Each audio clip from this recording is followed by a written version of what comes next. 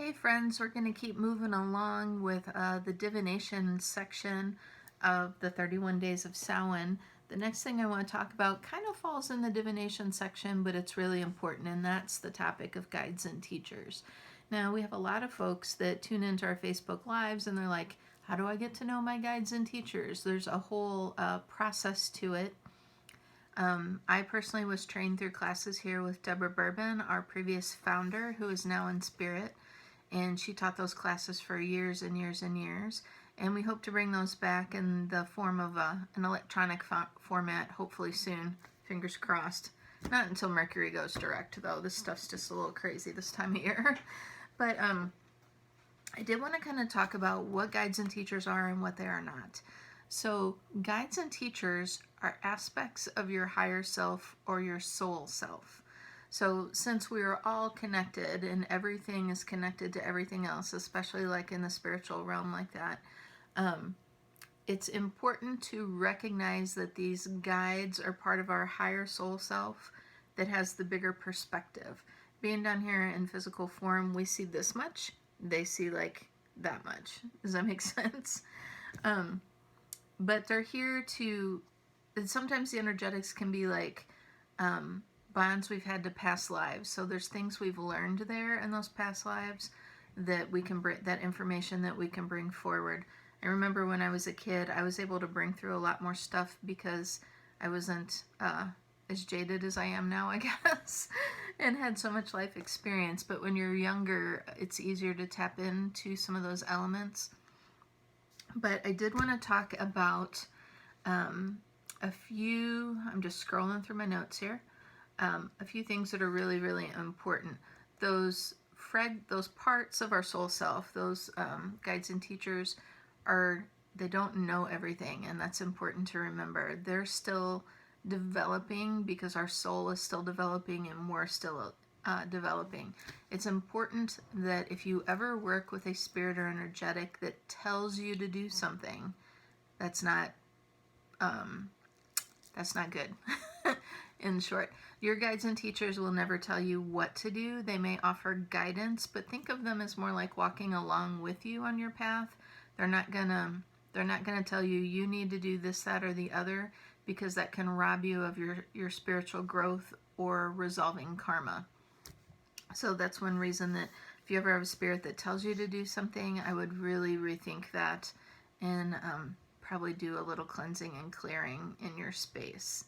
Our guides and teachers are working a lot in the background, whether we know it or not, whether we're conscious of it or not. Sometimes you might feel like guided to go a certain way, or you might feel intuitively to go look at something, and a lot of times that could be them working behind the scenes, trying to bring things to us that we can learn from and we could apply to our own spiritual path.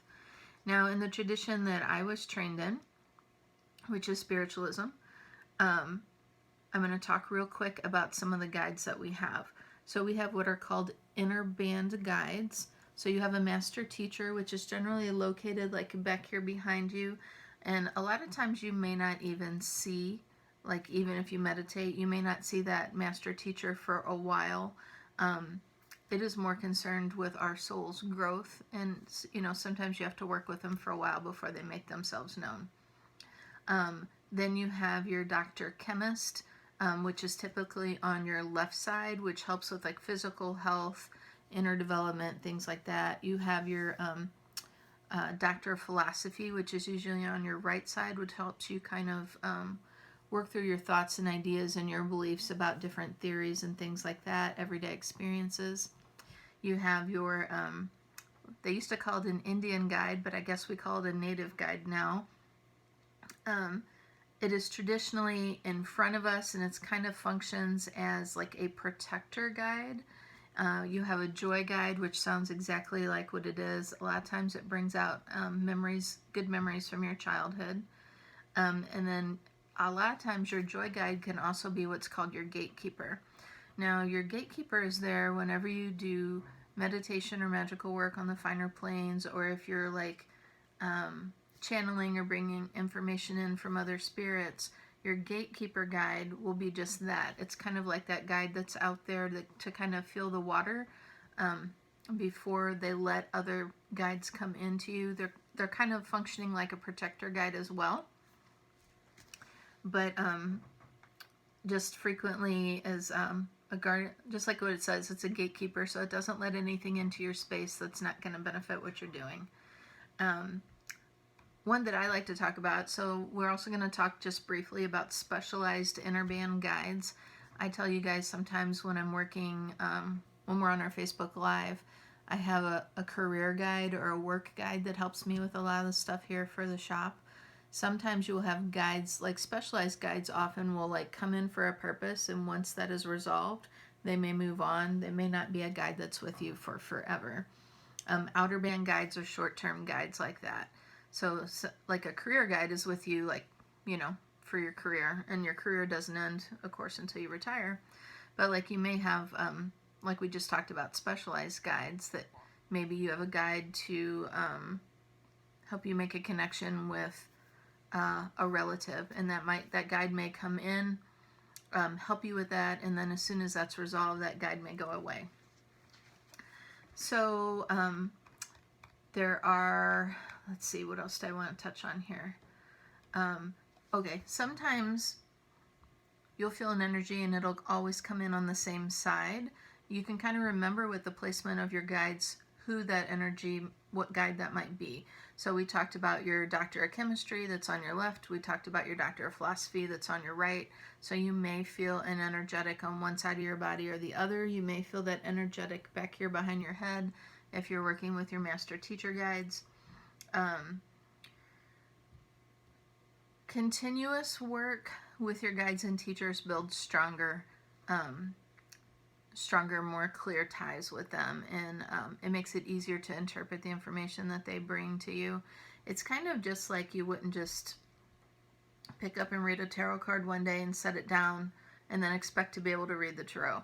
It's very much the idea of you're building that relationship through continued practice, and that practice may be through meditation, it could be through ritual work, could be through anything. There's a few things that you need to be aware of when it works with guides. It's good to dismiss your guides so you're not kind of in that floaty headspace all day. So after you've done your meditation or whatever, you know, it's good to kind of dismiss them so you can go about your regular day. Let's see, what else do I want to talk about? Oh, one other thing that's important, guides and teachers do not have a sense of time. Time is something created by man, people, humans. It's created by humans. And they may, if you ask them to bring me information or bring me energy on a certain subject, they may do that at 2 a.m.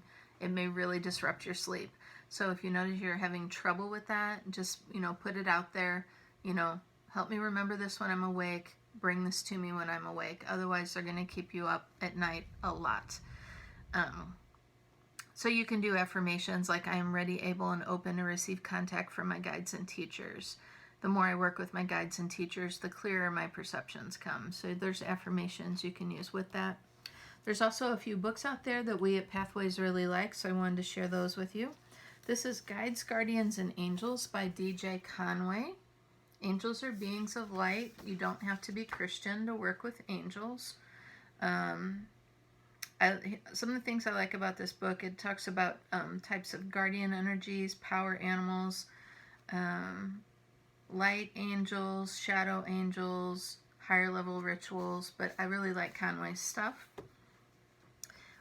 This is a book we've only had in the last couple years, Contact Your Spirit Guides. The nice thing about this is it also has these cards that you can break out at the back and use that as like a deck for divination. But this is very much like a workbook. So they give you suggested meanings. They talk about soul work, automatic writing, establishing boundaries. That's a really good one. And then the one that it seems like is our very favorite lately is the Psychic Workbook. And this talks about, it talks about all of your clairs. So there's clairaudience, clairsentience. The one that I like that probably resonates with me most is I'm clairalient, which means that I smell things. Different scents mean different things. And whenever I can't remember Claire Alliant, I call it Claire Smelliant because it works. Who cares, right? Works for me. The thing I like about this one is it gives you assessments throughout the book as you work your way through, which is good because it's really good to establish a baseline when you start your spiritual work, which is why we're always talking about please journal, please journal, please journal. Create your book of shadows, and it's good to have a baseline. You can see where you've come from and where you're going. And also, if something works really well for you and you want to replicate it later, you don't want to reinvent the wheel, you can just go back to the notes you made before. So again, that's a very brief talk on a very big subject of guides and teachers. So I hope that helps and answers a few questions. We do hope to have those classes online soon after Mercury goes direct. At the time that this is being recorded, our Mercury retrograde is during COVID, and it's extra challenging. So anyway, thanks for joining me again in the basement, in the office, as we talk about guides and teachers. So please join us in our next installment of 31 Days of Samhain, and thanks so much for joining us. Have a good day, guys.